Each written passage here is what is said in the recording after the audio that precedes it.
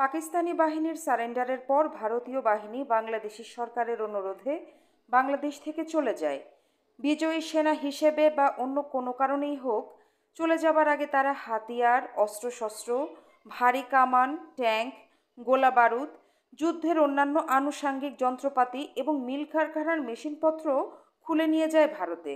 তারা অধিকৃত শহর ও সেনানিবাসগুলো থেকে আসবাবপত্র, ফিটিংস, ফার্নিচার, এমনকি কমোড বেসিন পর্যন্ত খুলে নিয়ে যেতে থাকে। অনেক পত্রিকায় 1974 সালের ডিসেম্বর ইস্যুতে ছাপা হয়, ভারতীয় বাহিনী বাংলাদেশ থেকে সর্বমোট $1,000 মিলিয়ন অস্ত্রশস্ত্র, মেশিনপত্র, যুদ্ধ সরঞ্জাম ও কাঁচামাল ভারতে নিয়ে যায়।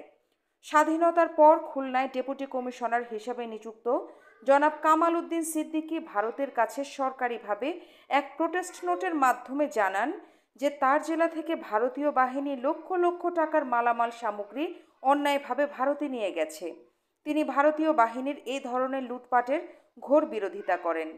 ভারত ও পাকিস্তান সীমান্ত দিয়ে আগেও চোরা কারবার চলত, কিন্তু বাংলাদেশ হবার পর চোরা কারবারের মাত্রা বেড়ে যায় চরমভাবে। স্বাধীনতার পর বেশ কিছুদিন পর্যন্ত সীমান্ত সম্পূর্ণ খোলা রাখা হয়। মাওলানা ভাসানীর দাবি করেন, বাংলাদেশ থেকে ভারতীয় সেনাবাহিনী কর্তৃক নিয়ে যাওয়া অস্ত্র ও যুদ্ধ সম্ভার এবং চোরাচালানের মাধ্যমে সর্বমোট 6,000 কোটি টাকা মূল্যের জিনিসপত্র ও কাঁচামাল ভারতে নিয়ে যাওয়া হয়েছে। 1972 থেকে 1975 সালের আগস্ট পর্যন্ত চোরাচালানের মাধ্যমে 2,000 মিলিয়ন মার্কিন ডলারের দ্রব্য সামগ্রী ভারতে পাচার হয়েছে বলে দাবি করেন বাংলা সংবাদপত্র অনেক। বাংলাদেশ সরকার দেশে ফিরেই ভারতে পাট ও পাটজাত দ্রব্যের রফতানির ওপর যে নিষেধাজ্ঞা ছিল তা উঠিয়ে নেয়। এর ফলে খোলা বর্ডার দিয়ে চোরাচালানের মাধ্যমে উৎপাদিত পাট ও পাটজাত দ্রব্যের একটি বৃহৎ অংশ ভারতে চলে যাওয়ার পথ আরও সুগম হয়। 1 জানুয়ারি 1972 সরকার বাংলাদেশি টাকার মান কমিয়ে দিয়ে ভারতীয় রুপির সমপর্যায়ে নিয়ে আসার সিদ্ধান্ত ঘোষণা করে। সরকার একই সাথে আরও ঘোষণা করে, 16 ডিসেম্বরের আগে পাট ও পাটজাত সংক্রান্ত সমস্ত দ্রব্যের ব্যাপারে রফতানির সকল চুক্তি বাতিল বলে গণ্য করা হবে। দি বাংলাদেশ অবজারভার 2/1/1972 সংখ্যায় লেখে, ব্যবসায়ী ও অর্থনৈতিক বিশেষজ্ঞদের মতে উল্লেখিত সরকারি 3টি সিদ্ধান্তই ভারতের স্বার্থে প্রণীত হয়েছে। ভারতীয় সরকারের চাপের মুখেই এই ধরনের সিদ্ধান্ত বাংলাদেশ সরকার গ্রহণ করতে বাধ্য হয়েছেন। এরপর সরকার কর্তৃক টাকার মান কমাবার পর পাটের দাম পুনর্নির্ধারণ করার ফলে সৎভাবে ব্যবসা করার চেয়ে চোরাচালান অনেক লাভজনক হয়ে দাঁড়ায়। ফলে বাংলাদেশের জীবন সোনালী আঁশের রপ্তানি হ্রাস পায়। এতে জাতীয় বৈদেশিক মুদ্রার আয় কমে যায় এবং জাতীয় সঞ্চয়ও কমে যায়, উৎপাদনে ভাটা পড়ে। 1974 সালে রহস্যজনকভাবে নাশকতামূলক কার্যকলাপের ফলে অনেক জায়গায় পাটের গুদাম আগুনে পুড়ে যায়। গুদামে ভরা কাঁচা পাট ও পাটজাত দ্রব্য এভাবে পুড়ে যাওয়ার ফলে পাট শিল্পের ক্ষেত্রে সরকারের প্রচণ্ড ক্ষতি হয়। গুদামে আগুন লেগে পুড়ে যাওয়ায় ক্ষয়ক্ষতির বর্ণনা করতে গিয়ে পাটমন্ত্রী 1974 সালে সংসদে বলেন, আগুন লেগে প্রায় 1,392 মিলিয়ন টাকার শুধু পাটই পুড়ে যায়। পাটজাত দ্রব্যের সঠিক মূল্য নির্ধারণ করা সম্ভব হয়নি। প্রচণ্ড এই ক্ষতির পরিপ্রেক্ষিতে বিজেএমসি এবং বিজেটিসি সরকারি ভর্তুকির উপর চলতে থাকে। আজ অবধি পাট শিল্পক্ষেত্রে সরকার কোটি কোটি টাকা ভর্তুকি দিয়ে চলেছে। একদিনের সোনালী আঁশ আর জাতির গলায় হয়ে পড়েছে ফাঁস। পক্ষান্তরে যে ভারত কখনোই পাট রফতানি করতে পারত না, এমনকি পাটের অপর্যাপ্ত উৎপাদনের ফলে অনেক জুট মিল বন্ধ করে দিতে বাধ্য হয়েছিল, সেখানে বাংলাদেশের অভ্যুদয়ের পর অবস্থা সম্পূর্ণভাবে বদলে যায়। 1973 সালে ভারত 1 মিলিয়ন বেল পাট রফতানি করে বিদেশের মার্কেটে এবং 1974 সালের মধ্যে শুধু যে তাদের বন্ধ হয়ে যাওয়া মিলগুলোই আবার ফুল শিফটে চালু করা হয় তা নয়, তারা ভারত বাংলাদেশের সীমান্তে আরও 2টো নতুন মিল স্থাপন করে। দুই সরকারের মধ্যে স্বাক্ষরিত বর্ডার চুক্তি বাংলাদেশের কোনো উপকার না করে চোরাচালানের পথকে প্রশস্ত করে দিয়েছিল। পরে জনগণের জোর আন্দোলন ও দাবির মুখে সরকার ওই চুক্তি বছর শেষ না হতেই বাতিল করতে বাধ্য হয়।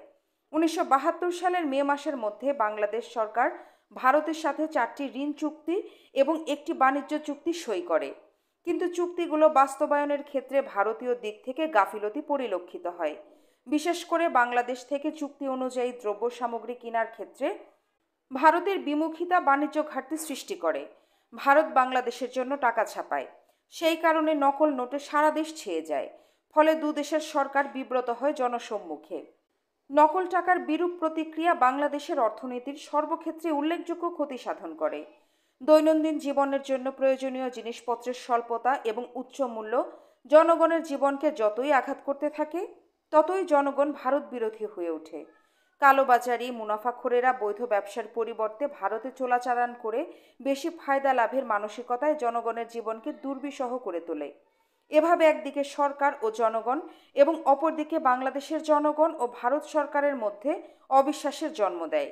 ভারতীয় বাহিনী কর্তৃক জাতীয় সম্পদ লুণ্ঠন, ভারতীয় আমলাদের জাতীয় প্রশাসনে হস্তক্ষেপ, সীমান্ত দিয়ে অবাধ চোরাচালান, ভারতে পাট ও পাটজাত দ্রব্যের রফতানির ওপর নিষেধাজ্ঞা প্রত্যাহার, ভারতে বাংলাদেশি মুদ্রা ছাপানো, রক্ষী বাহিনীর সৃষ্টি, বাংলাদেশের টাকার মূল্য কমানো, ভারতীয় বাহিনীর বাংলাদেশে অবস্থান, এই সমস্ত কারণগুলো ক্রমান্বয়ে জনগণের মনে সন্দেহের উদ্রেক করে।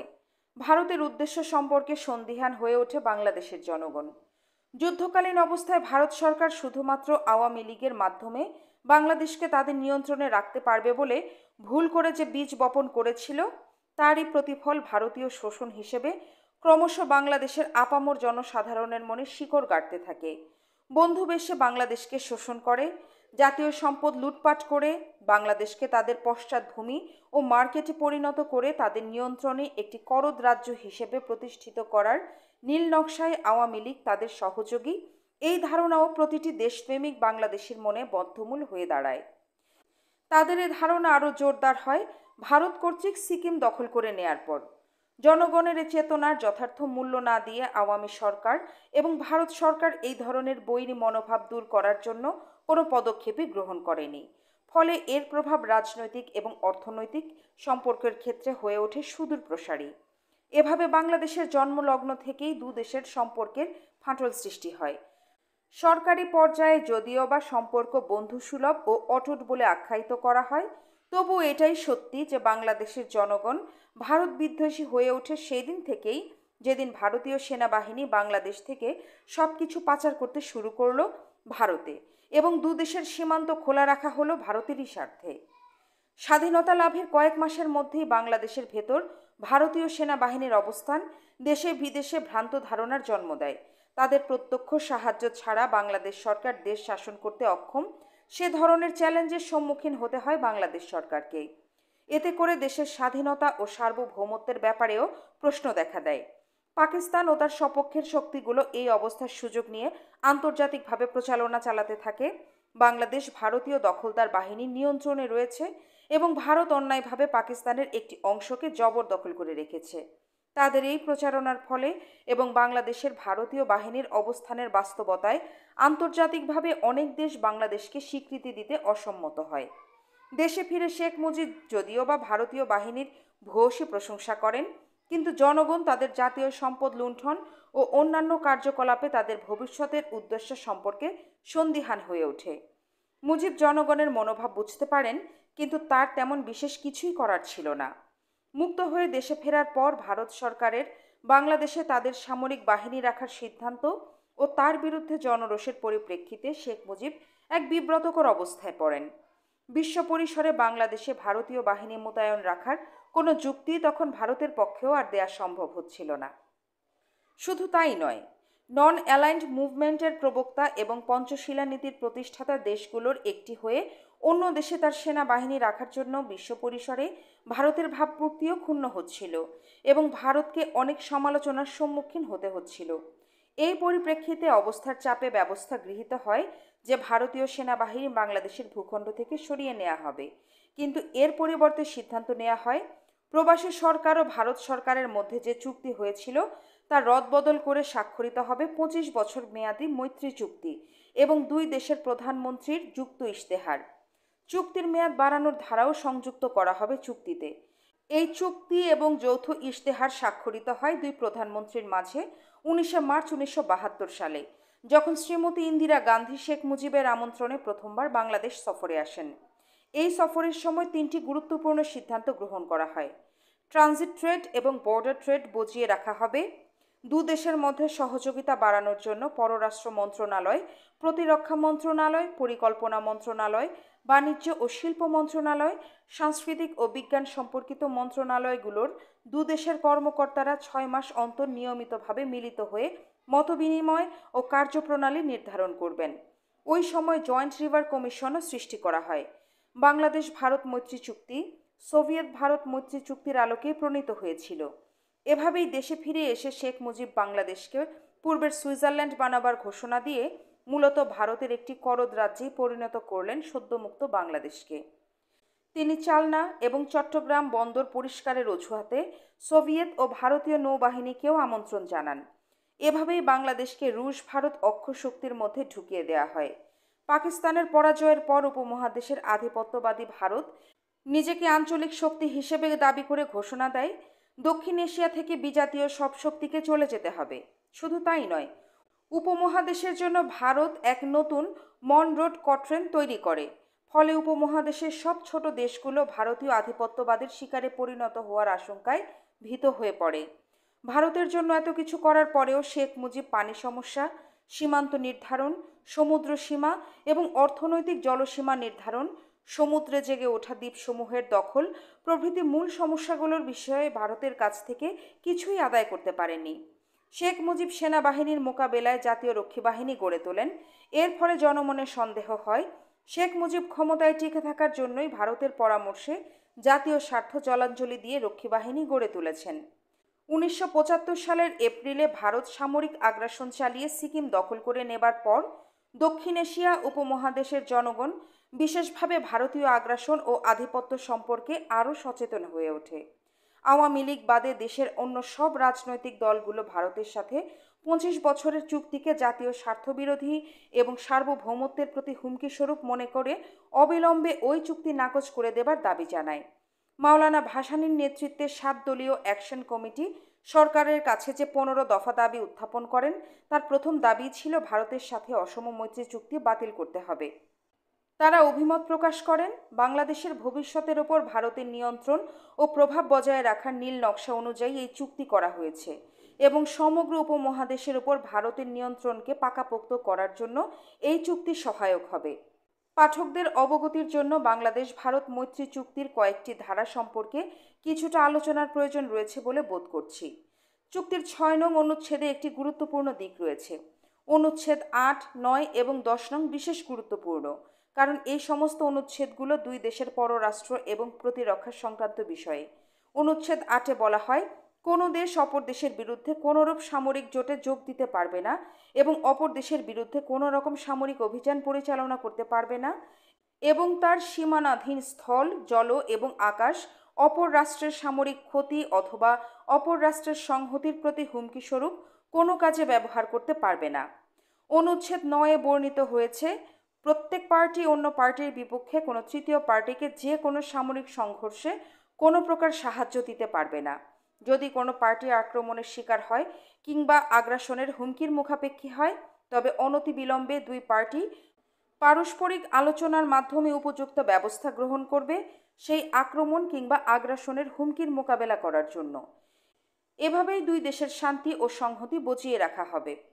অনুচ্ছেদ 10-এ বর্ণিত আছে, এই চুক্তির পরিপন্থী কোনো প্রকার অঙ্গীকার কোনো পার্টি অন্য কোনো দেশ বা একাধিক দেশের সাথে খোলাভাবে কিংবা গোপনে করতে পারবে না। স্বাধীন বাংলাদেশের জন্য এই ধরনের কোনো চুক্তির কি প্রয়োজন ছিল? ভারত বাংলাদেশের বন্ধু রাষ্ট্র। বাংলাদেশের 3 দিক দিয়েই ঘিরে রয়েছে ভারত। পূর্ব দিকে সামান্য সীমান্ত রয়েছে বার্মার সাথে, দক্ষিণে বঙ্গোপসাগর। অনেকের মতে পররাষ্ট্র এবং প্রতিরক্ষা সংক্রান্ত এই ধরনের চুক্তির কোনো প্রয়োজন ছিল না। যেখানে বাংলাদেশের বিরুদ্ধে কোনো বৈদেশিক আক্রমণের সম্ভাবনা নেই বিধায় কোনো বিশেষ প্রয়োজন ছাড়া চুক্তির 8, 9 এবং 10 নং অনুচ্ছেদ অনুযায়ী রাষ্ট্রীয় সার্বভৌমত্ব রক্ষা করার জন্য সামরিক সাহায্য চাওয়া মানে দাঁড়ায় বাংলাদেশ ভারতের কাছে সম্পর্কের দিক দিয়ে হীনভাবে অনুগত। চুক্তিতে অর্থনৈতিক সম্পর্কে যে শর্ত ছিল, তার ফলে ভারত একটি অগ্রবর্তী শিল্পে উন্নত দেশ হিসেবে বাংলাদেশকে প্রযুক্তি প্রকৌশলী সাহায্য, ভারী এবং মাঝারি যন্ত্র ও যন্ত্রাংশ, কাঁচামাল এবং অর্থনৈতিক সাহায্যের মাধ্যমে স্বাধীন বাংলাদেশের শিল্প ও কৃষি দুই ক্ষেত্রেই অবকাঠামো গড়ে তুলতে সাহায্য করবে। ভারতের অর্থনীতি ও শিল্প কাঠামো বাংলাদেশের চেয়ে আকারে অনেক বড় ও উন্নত। তারা প্রায় প্রয়োজনীয় সব কিছুই নিজেরা তৈরি করে। পক্ষান্তরে বাংলাদেশের অর্থনৈতিক ভিত্তি তুলনামূলকভাবে অনেক ছোট ও দুর্বল। সেক্ষেত্রে দুই দেশের মাঝে উল্লেখিত চুক্তির শর্ত অনুযায়ী অর্থনৈতিক সহযোগিতার মানে হচ্ছে ভারত কর্তৃক বাংলাদেশকে সব বিষয়ে একটি বাজারে পরিণত করা। অর্থনৈতিক সহযোগিতার নামে বাংলাদেশের অর্থনীতিকে ক্রমান্বয়ে ভারতের বিশাল অর্থনীতির অঙ্গীভূত করে নেওয়া।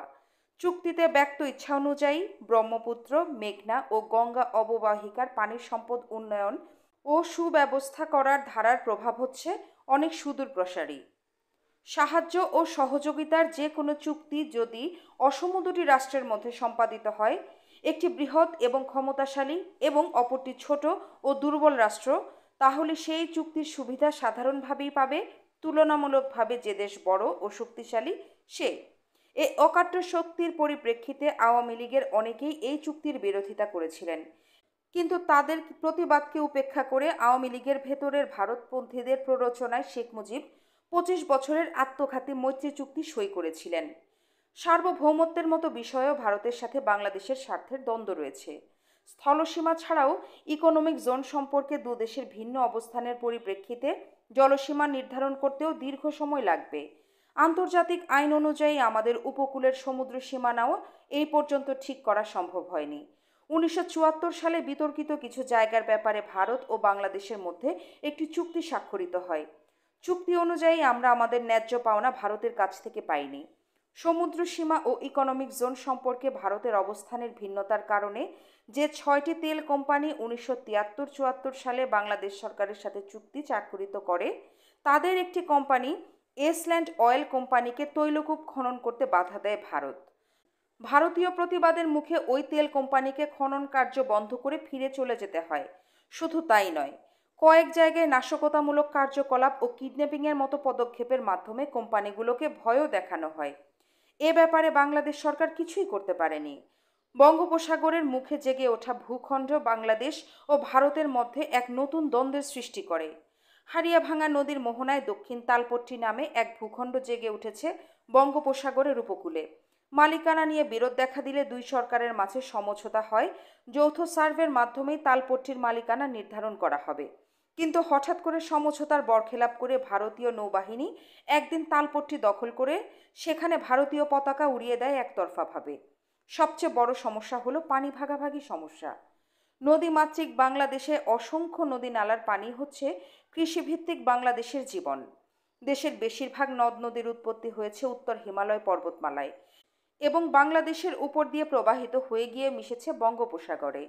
গঙ্গা, ব্রহ্মপুত্র, মেঘনা, তিস্তা, যমুনা, গোমতী, মুহুরী, সুরমা, খোয়াই, কুশিয়ারা, পদ্মার প্রবাহের উপরই নির্ভরশীল বাংলাদেশের প্রাকৃতিক পরিবেশ ও দেশের কৃষিভিত্তিক অর্থনীতি।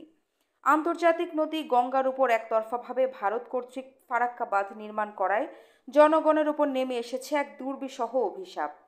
বাংলাদেশের উত্তর পশ্চিমাঞ্চলের ১/৩ আজ মরুপ্রায়। নদী ভরাট হয়ে যাচ্ছে, একই হারে বাড়ছে লবণাক্ততা। লবণাক্ততা বৃদ্ধি পাওয়ায় পরিবেশ ও প্রকৃতির পরিবর্তন আজ বাংলাদেশের জন্য এক হুমকির সৃষ্টি করেছে। গঙ্গার পানি বাংলাদেশের ১/৩ লোকের জীবন সংস্থানের জন্য অতি প্রয়োজন। ফারাক্কা বাঁধের ফলে পানির অপ্রতুলতা দুদেশের মধ্যে তিক্ততাই বৃদ্ধি করেছে। বাংলাদেশের জনগণের প্রয়োজনের প্রতি সহানুভূতিশীল ও শ্রদ্ধাশীল হয়ে একটি ন্যায়সঙ্গত সমাধান খুঁজে পাবার চেষ্টা না করা হলে বাংলাদেশ ভারত সম্পর্কের আরও অবনতি ঘটবে ভবিষ্যতে। ভারত তিস্তা নদীর উপরেও বাদ দিয়েছে একতরফাভাবে। এ নদীর পানি ভাগাভাগির ব্যাপারেও তারা এখন পর্যন্ত কোনো আলোচনা করছে না। বাদ দেওয়ার ফলে নদীতে পানির প্রবাহ কমে গেছে, ফলে বাংলাদেশের উত্তরাঞ্চলের ৪টি জেলা ক্ষতিগ্রস্ত হচ্ছে। এছাড়া ভারত খোয়াই, গোমতী এবং আরও প্রায় ১০টা নদীতে বাঁধ দিচ্ছে একতরফাভাবে, কোনো আলাপ আলোচনা ছাড়াই। এর ফলে খরার সময় বা শুষ্ক মৌসুমে কৃষির জন্য যে পরিমাণ পানির প্রয়োজন হবে, কৃষকরা তা পাবে না। ব্রহ্মপুত্র, মেঘনা এবং গঙ্গা অববাহিকার পানি সম্পদের সুষ্ঠু ব্যবহারের জন্য ভারত ইতিমধ্যে আবার এক লিঙ্ক ক্যানেলের প্রস্তাব উত্থাপন করেছে। তারা চাচ্ছে ক্যানেল খুঁড়ে ব্রহ্মপুত্র থেকে পানি সরবরাহ করা হবে গঙ্গা ও হুগলি নদীর নাব্যতা বাড়ানোর জন্য। কিন্তু বাংলাদেশ সরকারের পক্ষে কোনো যুক্তিতেই এই প্রস্তাব গ্রহণযোগ্য হতে পারে না। যদিও মৈত্রী চুক্তিতে বলা হয়েছে আমাদের দুই দেশের মাঝে সীমান্ত হবে শান্তি ও বন্ধুত্বের অনন্তকালের সাক্ষী, কিন্তু সামরিক এবং অর্থনৈতিক দৃষ্টিভঙ্গি থেকে এ কথার ভিন্ন মানেও খুঁজে পাওয়া যায়। ভারতের উত্তর পূর্বাঞ্চলের বিভিন্ন অংশগুলোকে একত্রীকরণের মাধ্যমে একটি অখণ্ড প্রতিরোধ ব্যবস্থা কায়েম করার যে সামরিক উদ্দেশ্য ভারত অনেক দিন ধরে মনে পোষণ করে আসছে, তার সাথে স্বাধীনতার পর আওয়ামী লীগের সরকারের প্রচারণা ও রাজনৈতিক অঙ্গীকার বাংলাদেশের মতো ক্ষুদ্র আর গরিব দেশের জন্য কোনো বড় আকারের সেনাবাহিনীর প্রয়োজন নেই, এর একটা সামঞ্জস্য পাওয়া যায়। ভারতের লক্ষ্য অর্জন করার জন্যই আওয়ামী লীগ সরকার এই ধরনের অঙ্গীকার ব্যক্ত করেছিল। অনন্তকালের শান্তি আর বন্ধুত্ব টিকিয়ে রাখা সম্ভব শুধুমাত্র দুই দেশের মধ্যে সামরিক সংঘর্ষের সম্ভাবনার পথ চিরতরে বন্ধ করে দেওয়ার মাধ্যমেই। রাষ্ট্রীয় সম্পর্ক সময় ও বাস্তবতার সাথে পরিবর্তনশীল। তাছাড়া দুটি প্রতিবেশী রাষ্ট্রের মধ্যে যেখানে রয়েছে হাজারো সমস্যা, সেখানে অনন্তকালের শাস্তি আর বন্ধুত্বের গ্যারান্টি পাওয়া অসম্ভবই নয়, অবাস্তবও বটে। বাংলাদেশ ও ভারতের অর্থনীতি যেখানে সম্পূরক না হয়ে অনেক ক্ষেত্রে প্রতিযোগিতামূলক এবং অসম অর্থনৈতিক অবকাঠামোর ফলে যেখানে চোরাচালান ক্রমশ বৃদ্ধি পাচ্ছে, সেখানে দুর্বল প্রতিরক্ষা বাহিনীর তত্ত্ব কী করে জাতীয় স্বার্থ নিশ্চিত করতে পারে? তথাকথিত অনন্তকালের শান্তি বা কী করে প্রতিষ্ঠিত করা সম্ভব? প্রতিবেশী রাষ্ট্রের মধ্যে অনেক ধরনের সমস্যাই থাকতে পারে, তাই বলে আলাপ আলোচনার মাধ্যমে শান্তিপূর্ণভাবে সেগুলোর সমাধান করা যাবে না, এটা ভাবাও যেমন ঠিক নয়, তেমনি দুদেশের মধ্যকার সব সমস্যা সংঘাতের মাধ্যমেই শুধু নিরসন করা সম্ভব, এই ধারণাও সঠিক নয়। দুদেশের রাজনৈতিক নেতৃবৃন্দের দূরদর্শিতা, পরিপক্কতা, গতিশীলতা ও মানবিক দৃষ্টিকোণ দিয়ে সব সমস্যার সমাধান খুঁজে বের করার আন্তরিকতাই শুধু গড়ে তুলতে পারে বন্ধুত্ব। এর জন্য পোশাকি চুক্তির প্রয়োজন হয় না। পক্ষান্তরে অবিশ্বাস, দমন নীতি ও একে অপরকে ঠকাবার প্রচেষ্টা যেখানে প্রকট, সেখানে স্বাক্ষরিত চুক্তিও কোনো কাজে আসে না। স্বাধীনতার প্রথম লগ্ন থেকেই দেশে চরম নৈরাজ্য বিরাজ করতে থাকে, মূলত রাজনৈতিক ও অর্থনৈতিক অস্থিরতার জন্য। আওয়ামী লীগ সরকার রাষ্ট্র ও দলকে এক করে দেখা এবং রাষ্ট্রীয় প্রশাসনে দলীয় নেতাদের হস্তক্ষেপের ফলে প্রশাসনিক অবকাঠামো নিষ্ক্রিয় হয়ে পড়ে এবং দেশের সার্বিক আইন শৃঙ্খলা অবস্থার দ্রুত অবনতি ঘটতে থাকে। শেখ মুজিবের রাষ্ট্রীয় প্রশাসনকে পার্টির আওতাভুক্ত করার ফলে সব জায়গায় আওয়ামী লীগের নেতারা এবং প্রভাবশালী দলীয় সমর্থকরা আমলাদের উপর খবরদারি করতে থাকেন। এ ধরনের পরিস্থিতিতে প্রশাসনিক কর্মকর্তারা কাজ করতে অভ্যস্ত নন বলে বেশিরভাগ ক্ষেত্রে তারা নিষ্ক্রিয় ভূমিকাই পালন করতে থাকেন। তাদের কাজ করার স্পৃহা ও উদ্যম দুটোই লোপ পায়। ইতিমধ্যে রাষ্ট্রপতি তার PONO-9 অধ্যাদেশ জারি করেন। এ আদেশ বলে যে কোনো সরকারি চাকুরিকে সরকার বিনা কারণে বিনা নোটিশে চাকুরি থেকে বরখাস্ত করার এখতিয়ার লাভ করে এবং সরকারি এই আদেশের বিরোধিতা করে আইনের সাহায্য নেবার অধিকারও হরণ করে নেয়। ফলে সরকারি চাকুরিদের মধ্যে আতঙ্কের সৃষ্টি হয়, তারা তাদের চাকুরির নিশ্চয়তা হারান। এই অবস্থায় বেশিরভাগ সরকারি আমলা তাদের চাকুরি বজায় রাখার জন্য সর্বক্ষণ সচেষ্ট থাকতে বাধ্য হন। এতে করে আমলাতন্ত্র নিরপেক্ষভাবে তাদের দায়িত্ব পালনেও ব্যর্থ হয়। ফলে সমস্ত প্রশাসনে অরাজকতা সৃষ্টি হয়, বেড়ে যায় স্বজনপ্রীতি, দুর্নীতি এবং হঠকারিতা। এই সময় কয়েকটি ঘটনা খুব দ্রুত ঘটে। মুজাফর ন্যাপের বিশিষ্ট কর্মী মুক্তিযোদ্ধা ক্যাপ্টেন আব্দুল হালিম 15ই নভেম্বর ন্যাপের সাথে সব সম্পর্ক ছেদ করে বলেন, মস্কোর পরামর্শে আজ ন্যাপ আওয়ামী লীগের লেজুরবৃত্তি করছে। 17ই নভেম্বর বাংলাদেশ কমিউনিস্ট পার্টির নেতা মনি সিং গং বায়তুল মুকাররমের এক জনসমাবেশে ঘোষণা করেন, কৃষক শ্রমিকের গণতন্ত্রের জন্য সংগ্রাম করব এবং আওয়ামী লীগ রাজনৈতিক ও প্রশাসনিক পরিবর্তন ঘটালে আমরা তাতে সাহায্য করব। 28শে নভেম্বর মস্কোপন্থী ন্যাপও একই কথা ঘোষণা করে এবং 13ই জানুয়ারি 1975 সারা দেশে জরুরি অবস্থা ঘোষণা করা হয়। একই দিনে বিশেষ ক্ষমতা অর্ডিন্যান্স জারি করা হয় এবং সংবিধানের কতিপয় ধারা স্থগিত ঘোষণা করা হয়। সভা সমাবেশ নিষিদ্ধ করা হয়। 6 জানুয়ারি 75 এক ঘোষণায় বলা হয় যে সরকারি কর্মচারীরা সমবায় সমিতি ছাড়া অন্য কোনো সংগঠনের সদস্য হতে পারবে না। এছাড়া 48 ঘন্টার মধ্যে দেয়ালের সব পোস্টার মুছে ফেলার নির্দেশ দেওয়া হয়। দেশের এই দুরবস্থায় শেখ মুজিবের ক্ষমতা লিপ্সা বেড়ে গেল। ক্ষমতার চূড়ায় অবস্থান করেও তার সন্তুষ্টি ছিল না। রাষ্ট্রের সর্বক্ষমতা তার নিজ হাতে কুক্ষিগত করার জন্য তিনি একদলীয় শাসন ব্যবস্থার কথা চিন্তা করতে লাগলেন। স্বাধীনতা যুদ্ধের একটি মূল উপাদান ছিল গণতান্ত্রিক অধিকার প্রতিষ্ঠা এবং এর জন্যই হয়তোবা শেখ মুজিব এতদিন এই সিদ্ধান্ত গ্রহণ করতে পারেনি। তার এই মনোভাব জানতে পেরে দলীয় সুবিধাবাদী গোষ্ঠী নিজেদের স্বার্থ ও ক্ষমতা টিকিয়ে রাখার জন্য তাকে একদলীয় শাসন ব্যবস্থা কায়েম করার জন্য প্ররোচনা দিতে থাকে। 1974 সালের সেপ্টেম্বর থেকে শেখ মুজিব একদলীয় শাসন ব্যবস্থার পক্ষে প্রচারণা শুরু করেন। নভেম্বর 1974-এ মস্কোপন্থী দলগুলিও সংসদীয় গণতন্ত্রের ব্যর্থতার পরিপ্রেক্ষিতে সরকারকে একদলীয় শাসন কায়েম করার জন্য আহ্বান জানায়। শেখ মুজিবের একান্ত বিশ্বস্ত তৎকালীন স্বরাষ্ট্রমন্ত্রী জনাব মনসুর আলীকে সোভিয়েত ইউনিয়নের দূতাবাসে ডেকে একদলীয় সরকার কায়েম করার পরামর্শ দেওয়া হয়। মনসুর আলী, শেখ মনি এবং মস্কোপন্থী রাজনৈতিক দলগুলোর প্ররোচনা এবং শেখ মুজিবের নিজের ক্ষমতাকে আরও বাড়িয়ে তোলার বাসনা এবং রাষ্ট্রকে সব দিক দিয়ে তার এবং তার দলের অনুগত রাখার জন্য একদলীয় সরকার কায়েমের সিদ্ধান্ত গ্রহণ করা হয়। 18ই জানুয়ারি আওয়ামী লীগ পার্লামেন্টারি পার্টির এক গুরুত্বপূর্ণ বৈঠক অনুষ্ঠিত হয়। উক্ত সভায় শেখ মুজিবুর রহমান নতুন সিস্টেম বাকশাল চালু করার সিদ্ধান্ত ব্যক্ত করেন, কিন্তু তার সেই সিদ্ধান্তের সাথে অনেকেই সেদিন একমত হতে পারেননি। যারা সেদিন একদলীয় বাকশাল গঠনের বিরোধিতা করেন তাদের মধ্যে উল্লেখযোগ্য ছিলেন খন্দকার মোশতাক, বঙ্গবীর জেনারেল আতাউল গনি ওসমানী, তাহেরউদ্দিন ঠাকুর, শাহ মোয়াজ্জেম হোসেন, ওবায়দুর রহমান, নুরুল ইসলাম মঞ্জু, নূরে আলম সিদ্দিকী, ব্যারিস্টার মইনুল হোসেন প্রমুখ। বাকশাল গঠন করার আগে শেখ মুজিব কোনো পদ্ধতি অনুসরণ করেননি। সংসদীয় দলের মিটিংয়ে অনেকেই বাকশাল গঠনের বিরুদ্ধে বক্তব্য রেখেছিলেন। দ্বিতীয় দিনের অধিবেশনে জনাব নূরে আলম সিদ্দিকী 55 মিনিটকাল বক্তৃতা করেন।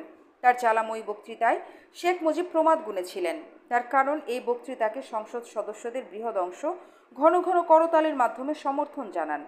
এই বক্তৃতার পর অধিবেশন মুলতবি ঘোষণা করা হয়। পরদিন জনাব মিজানুর রহমান চৌধুরী এবং জনাব শামসুল হকও বক্তৃতা করার অনুমতি চান, কিন্তু তাদেরকে সেই অনুমতি না দিয়ে জনাব শেখ মুজিব গম্ভীর স্বরে সবাইকে বলেন, আর বক্তৃতা নয়, তোমরা আমারে চাও কিনা সেই কথাই শুনতে চাই। সবাই তার এই ধরনের বক্তব্যে স্তম্ভিত হয়ে গিয়েছিলেন। কথা ছিল সব সদস্যকেই প্রস্তাবের উপর বক্তব্য রাখার সুযোগ দেওয়া হবে। তিনি আবার বললেন, বলো আমারে চাও কিনা। এরপর তার বিরোধিতা করার সাহস আর কারো হলো না। কিন্তু বঙ্গবীর জেনারেল ওসমানী এরপরেও তার বক্তৃতায় নির্ভয়ে বললেন, আমরা ইয়াহিয়া খানকে সরিয়ে মুজিব খানকে চাই না। এরপর 20শে জানুয়ারি বসে বাংলাদেশের রাজনৈতিক ইতিহাসে সংঘটিত সেই কলঙ্কিত অধিবেশন। 25শে জানুয়ারি সংসদে কোনো রকম বিতর্ক ছাড়া গণতন্ত্রকে পুরোপুরি সমাহিত করে পাশ করা হয় চতুর্থ সংশোধনী। মাত্র এক বেলার সেই অধিবেশনে স্পিকার ছিলেন জনাব আব্দুল মালেক উকিল। এই আব্দুল মালেক উকিলই মাত্র 3 মাস আগে 16ই অক্টোবর সংসদ ভবনে পার্লামেন্ট সংক্রান্ত এক সেমিনারে বলেছিলেন, আমাদের জনগণের জন্য সংসদীয় গণতন্ত্রই সর্বাপেক্ষা উপযোগী বলে বিবেচিত হয়েছে। তারই পৌরোহিত্যে চালু হয়ে গেল প্রেসিডেন্ট পদ্ধতির সরকার। বাতিল করে দেওয়া হলো সকল বিরোধী দল, পাশ করিয়ে দেওয়া হলো একদলীয় স্বৈরাচারী শাসন ব্যবস্থা। প্রেসিডেন্টকে সর্বময় ক্ষমতা দিয়ে শপথ পড়িয়ে নিলেন সে আব্দুল মালেক উকিলই। ওই চতুর্থ সংশোধনীতে বলা হয় যে রাষ্ট্রপতি প্রধানমন্ত্রী থেকে শুরু করে সব মন্ত্রী নিয়োগ করতে পারবেন। প্রধানমন্ত্রী বা মন্ত্রীরা সংসদ সদস্য না হলে ভোট দিতে পারবেন না। প্রতিমন্ত্রী ও উপমন্ত্রী সংসদ সদস্য হবেন তেমন কোনো বাধ্যবাধকতা নেই। মন্ত্রী পরিষদ রাষ্ট্রপতিকে পরামর্শ দিতে পারেন, তবে রাষ্ট্রপতি তা কার্যকর করলেন কি না করলেন না সেই সংক্রান্ত ব্যাপারে আদালতে কোনো প্রশ্ন তোলা যাবে না। ওই অধিবেশনে জরুরি ক্ষমতা বিল কোনো আলোচনা ছাড়াই আইনে পরিণত হয়ে যায়। 25শে জানুয়ারি দুপুর 1:15 এক সংক্ষিপ্ত অধিবেশনে জারিকৃত চতুর্থ সংশোধনীতে বলা হয় যে এই আইন প্রণয়নের পূর্বে যিনি বাংলাদেশের রাষ্ট্রপতি পদে অধিষ্ঠিত ছিলেন তিনি রাষ্ট্রপতি পদে থাকবেন না এবং রাষ্ট্রপতির পদ হবে শূন্য। শেখ মুজিবুর রহমান বাংলাদেশের রাষ্ট্রপতি হবেন এবং রাষ্ট্রপতির কার্যভার গ্রহণ করবেন। এই আইন প্রবর্তনের ফলে তিনি বাংলাদেশের রাষ্ট্রপতি পদে বহাল থাকবেন, এমনিভাবে যেন তিনি এই আইনের দ্বারা সংশোধিত সংবিধানের অধীনেই রাষ্ট্রপতি নির্বাচিত হয়েছেন। সংশোধিত সংবিধান অনুযায়ী বাংলাদেশে একজন রাষ্ট্রপতি ও একজন উপরাষ্ট্রপতি থাকবেন। রাষ্ট্রপতি প্রত্যক্ষ নির্বাচনের মাধ্যমে নির্বাচিত হবেন। কার্যকালের মেয়াদ 5 বছর। প্রজাতন্ত্রের নির্বাহী ক্ষমতা রাষ্ট্রপতির হাতে থাকবে।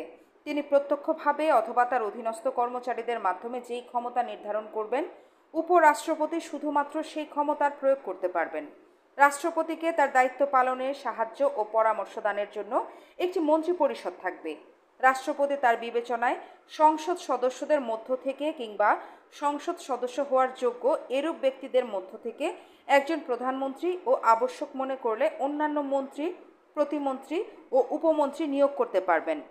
প্রত্যেক মন্ত্রী সংসদে বক্তৃতা করতে এবং কার্যাবলীতে অংশ নিতে পারবেন, তবে তিনি যদি সংসদ সদস্য না হন তাহলে ভোটদান করতে পারবেন না। রাষ্ট্রপতি মন্ত্রী পরিষদের সভায় সভাপতিত্ব করবেন অথবা তার নির্দেশে উপরাষ্ট্রপতি বা প্রধানমন্ত্রী ওই সভায় সভাপতিত্ব করতে পারবেন। মন্ত্রীগণ রাষ্ট্রপতির ইচ্ছা অনুযায়ী নির্ধারিত সময়সীমা পর্যন্ত স্বীয় পদে বহাল থাকবেন।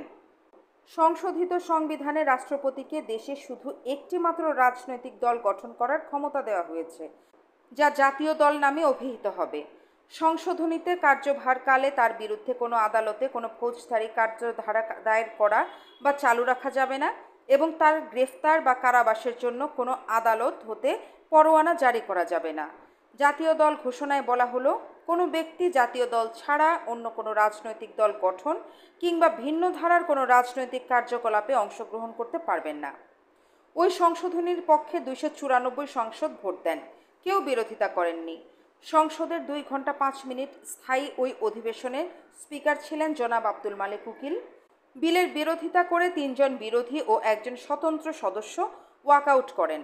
এরা হলেন জাসদের আবদুল্লাহ সরকার, আব্দুস সাত্তার মঈনুদ্দিন আহমেদ ও স্বতন্ত্র সাংসদ মানবেন্দ্র নারায়ণ লারমা। আতাউর রহমান খান আগেই সংসদ অধিবেশন থেকে বেরিয়ে আসেন। বিলটি উত্থাপন করা হলে আওয়ামী লীগের দলীয় চিফ হুইপ শাহ মোয়াজ্জেম হোসেন মৌলিক অধিকার স্থগিত রাখার প্রেক্ষিতে কোনো প্রস্তাব উত্থাপনের সুযোগ না দেওয়ার আহ্বান জানান। এই পর্যায়ে বাংলাদেশ জাতীয় লীগের জনাব আতাউর রহমান খান বৈধতার প্রশ্ন উত্থাপন করে আলোচনার সুযোগ দানের জন্য স্পিকার জনাব মালেক উকিলকে অনুরোধ করেন, কিন্তু স্পিকার তা নাকচ করে দেন। পরে কণ্ঠভোটে চিফ হুইপের প্রস্তাব গৃহীত হয়। তারপর আইনমন্ত্রী মনোরঞ্জন ধর সংসদে জরুরি ক্ষমতা বিল 1975 পেশ করেন। চিফ হুইপ এই ক্ষেত্রেও মৌলিক অধিকার স্থগিতকরণ বিধি প্রয়োগ না করার জন্য আবেদন জানালে বিষয়টি কণ্ঠভোটে পাশ হয়। এখানে একটি বিষয় বিশেষ প্রণিধানযোগ্য। যদিও বিলটি সংসদে বিনা বাধায় পাশ হয়, তবে গণতন্ত্রের বিকল্প একনায়কতন্ত্রের প্রশ্নে আওয়ামী লীগের মধ্যেও দ্বিমত পরিলক্ষিত হয়। পরে জেনারেল ওসমানী ও ব্যারিস্টার মইনুল হোসেন একদলীয় শাসন ব্যবস্থার বিরোধিতা করে তাদের সংসদ সদস্য পদ থেকে ইস্তফা দেন। আওয়ামী লীগের প্রবীণ গণতন্ত্রী মনা নেতৃবৃন্দ শেখ মুজিবের এই পদক্ষেপে ভীষণ অসন্তুষ্ট হন। বাকশাল গঠনের পর দেশের রাজনৈতিক অবস্থার কথা ভেবে তারা চিন্তিত হয়ে পড়েন। বাংলাদেশে গণতন্ত্রকে ধ্বংস করার জন্য অন্য কেউ দায়ী নয়, স্বয়ং শেখ মুজিবই হত্যা করেছিলেন গণতন্ত্রকে। দেশে একনায়কতন্ত্রের বিরুদ্ধে চাপা অসন্তোষ সৃষ্টি হয়। বাকশাল গঠনের দিন অনেকেই বলেছিলেন শেখ মুজিব নিজেই আওয়ামী লীগের নীতি আদর্শ বিসর্জন দিলেন স্বীয় স্বার্থে। বাকশালের জগদ্দল পাথর বাংলাদেশের মানুষের বুকের উপর এভাবেই চেপে বসল। এই পাথরকে উপড়ে না ফেলা পর্যন্ত মানুষের নিস্তার নেই। এরপরেই সরকারি আদেশ জারি করে আইন বিভাগের স্বাধীনতা, ব্যক্তি স্বাধীনতা, সংবাদপত্রের স্বাধীনতা ও জনগণের মৌলিক স্বাধিকার ছিনিয়ে নেওয়া হয়। এ সম্পর্কে বিদেশে কী প্রতিক্রিয়া হয়েছিল তা বোঝাবার জন্য পাঠকদের কাছে বিদেশি পত্রপত্রিকায় প্রকাশিত কয়েকটি প্রতিবেদন তুলে ধরা হলো। লন্ডন থেকে প্রকাশিত ডেইলি টেলিগ্রাফের 1975 সালের 27 জানুয়ারি সংখ্যায় পিটার গিল মুজিব একনায়কতন্ত্র কায়েম করেছেন শিরোনামে লেখেন, বাংলাদেশের প্রধানমন্ত্রী শেখ মুজিবুর রহমান তার দেশে পার্লামেন্টারি গণতন্ত্রের শেখ চিহ্নটুকু লাথি মেরে ফেলে দিয়েছেন। গত শনিবার ঢাকার পার্লামেন্টের 1 ঘণ্টা স্থায়ী অধিবেশনে ক্ষমতাসীন আওয়ামী লীগ বিপুল সংখ্যাগরিষ্ঠতার জোরে শেখ মুজিবকে প্রেসিডেন্ট ঘোষণা করেছে এবং একদলীয় শাসন প্রতিষ্ঠার জন্য তাকে ক্ষমতা অর্পণ করেছে। অনেকটা নিঃসন্দেহে বলা চলে গণতন্ত্রের কবর দেয়া হয়েছে। বিরোধী দল দাবি করেছিল যে এই ধরনের ব্যাপক শাসনতান্ত্রিক পরিবর্তনের ব্যাপারে আলোচনার জন্য 3 দিন সময় দেওয়া উচিত। জবাবে সরকার প্রস্তাব পাশ করল যে এই ব্যাপারে কোনো বিতর্ক করা চলবে না। 1971 সালে পাকিস্তানের বিরুদ্ধে 9 মাস গৃহযুদ্ধের পর বিধ্বস্ত কিন্তু গর্বিত স্বাধীন বাংলাদেশের অবিসংবাদিত নেতা শেখ মুজিব এমপিদের বলেছেন যে পার্লামেন্টারি গণতন্ত্র ছিল ঔপনিবেশিক শাসনের অবদান, কিন্তু বাংলাদেশের শাসনতন্ত্র প্রণয়নে ব্রিটিশ বিশেষজ্ঞরাই সাহায্য করেছিলেন।